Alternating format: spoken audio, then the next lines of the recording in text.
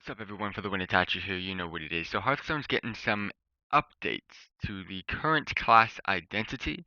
So we got some developer insights on class identity, Hall of Fame, and new cards coming to the game. So without further ado, let's go ahead and see what they're talking about. As you guys can see here, Hearthstone's developer insights on class identity, Hall of Fame, and new cards. As Hearthstone expands and more patrons make their way to the tavern, it becomes increasingly important for us to revisit past designs to make sure they are building on the right foundation. Over the past 5 years of evolution and growth, they've learned a lot about what makes each of the classes in Hearthstone different and what unique experiences players should have when playing each of these classes. Headed into the next update, they'd like to take this opportunity to outline their current class identity philosophy and to share their thoughts on where they see each class in the future. Establishing class identity. When defining a class's identity, they're primarily concerned with staying true to the following three guidelines. Adhere to a class's fantasy, define the things the class should excel at, and establish where the class should struggle. When looking at the fantasy of each class, they want to capture the emotion of the class through gameplay. That could mean charging headfirst into battle as a warrior, wielding devastating magical spells as a mage, or plotting the perfect combination of moves as a rogue. Once they know what makes a class tick, they can make better decisions about what cards fit and empower that fantasy.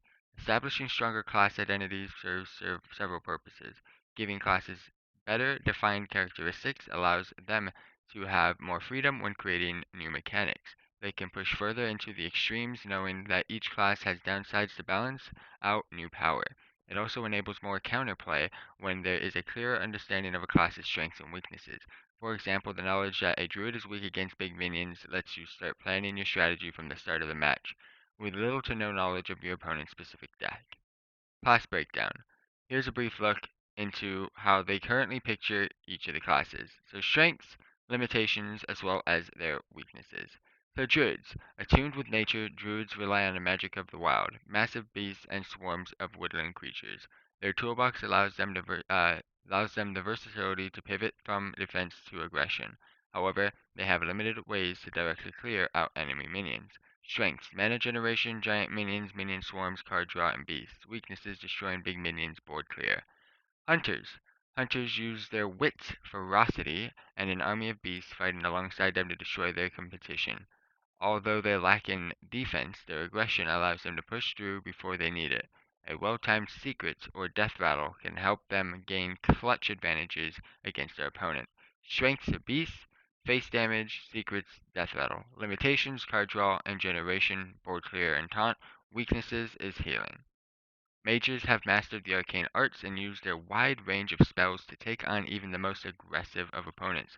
Their defensive cadre is limited, but while a mage usually has a useful tool to deal with any situation, a great mage can choose the right tool when they need it. Strength: spells, big and small, damage spells, secrets, board clear. Limitations: minion swarms. Weaknesses: healing, taunt, and minion buffs. Paladins.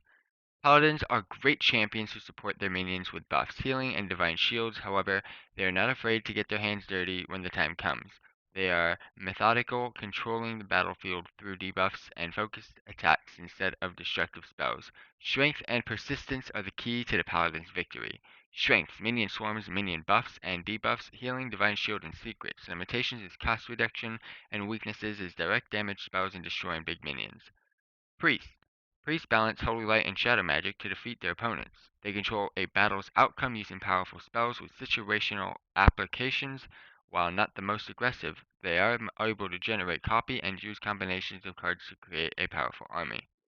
Strengths: healing, narrow but powerful spells, copying, single minion buffs, and death rattle. Limitations is card draw and weaknesses, face damage spells, multi-minion buffs.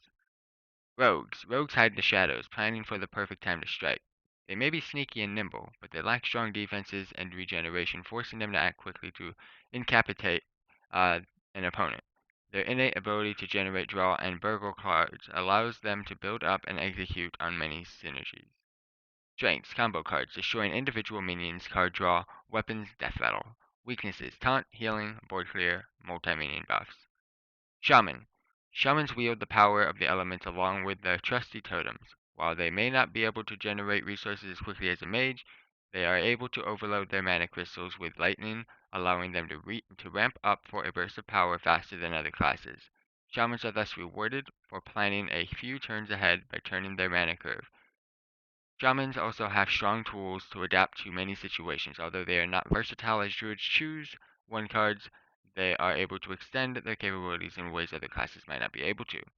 Strengths, minion swarms, damage spells, totems, elementals, and murlocs. Weaknesses, card draw, and card generation. Warlock. Sometimes sacrifices need to be made for power, and when you get demons involved, this is often the case.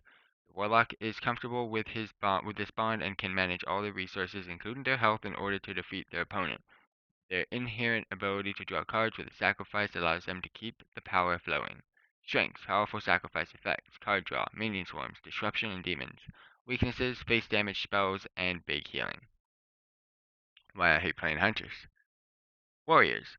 Warriors thirst for the battlefield. Primarily a martial class, they incorporate armor, weapons, and minions to destroy their opponents. The minions who fight alongside each warrior tend to be bigger and stronger, and they employ rush and taunt to control the flow of battle. Strengths: armor, weapons, taunt, and destroying minions. Limitations: card draw and generation. Weaknesses is face damage spells, multi-minion buffs, and minion swarms. Neutral. Neutral cards allow classes to extend their strengths to reach a specific goal with their deck, or to make up for some of their weaknesses.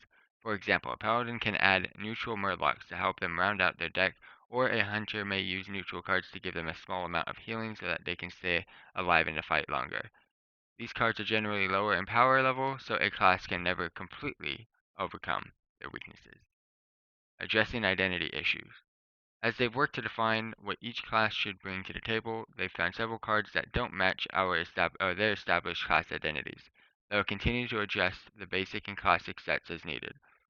But for this update, they've decided to adjust the following two cards, Mind Blast and Vanish. So Vanish return all minions to owner's hand, and Mind Blast deal 5 damage to the enemy hero. While they like Rogue's knack for getting out of sticky situations with targeted removal, Vanish allows them to effectively clear an entire board. This negates one of their intended weaknesses, reduces their ability to design towards their strengths, and makes it much harder for players to strategize against a rogue. Mind Blast gives priests the ability to inflict a large amount of direct face damage. They want to limit the amount of damage that priests are able to deal from their hand, which will allow them to make cards that are better emphasized on their strengths in controlling the game. They'll be adding Vanish and Mind Blast to the Hall of Fame and replacing them with effects that better speak to their class's core fantasies. Plaguebringer, Battlecry, give a friendly minion poisonous. Radiance, restore 5 health to your hero. For Priest, they've added Radiance, since they wanted to have a low-cost spell that could be used for tricky spell synergies that also provided a powerful baseline heal for the class. Plaguebringer provides rogues with another way to destroy minions and further establishes this class as the master of poison. All players who have the old basic cards Vanish and Mind Blast will automatically receive the new basic cards Plaguebringer and Radiance once this update is live. If you have Wild unlocked, you'll keep Vanish and Mind Blast as Hall of Fame commons. If not, you'll receive an equivalent amount of dust for all goldens and non-golden copies of your collection. Standard decks will have Vanish and Mind Blast replaced with Plaguebringer and Radiance. Adding new classic cards. Over the past several years, they've taken steps to further defining class identities and maintaining a healthy metagame by moving over some overrepresented or limiting classic cards into the Hall of Fame, and by adding new cards to this set whenever appropriate. For instance, in 2017, they moved both Ragnaros the Firelord and Sylvanas Windrunner to the Hall of Fame, and they've even more recently done the same for Divine Favor, Iceblock, and several other cards. Leading up to the release of Rastikan's Rumble in 2018, they also introduced some new cards to the classic set, such as Pilfer, Icicle, and Tome of Intellect. They're always assessing the prominence of impacted cards from every set, including Basic and Classic, and they'll continue to make changes when they believe it makes a healthier metagame and a better experience for players. This may come in the form of additions to the Hall of Fame, or with the introduction of new cards that they feel will bring fresh new options to players, while still being healthy for the game. When moving classic cards to the Hall of Fame, they always look to introduce new cards to the set in order to help keep a healthy amount of easily obtainable cards available for players in standard format games.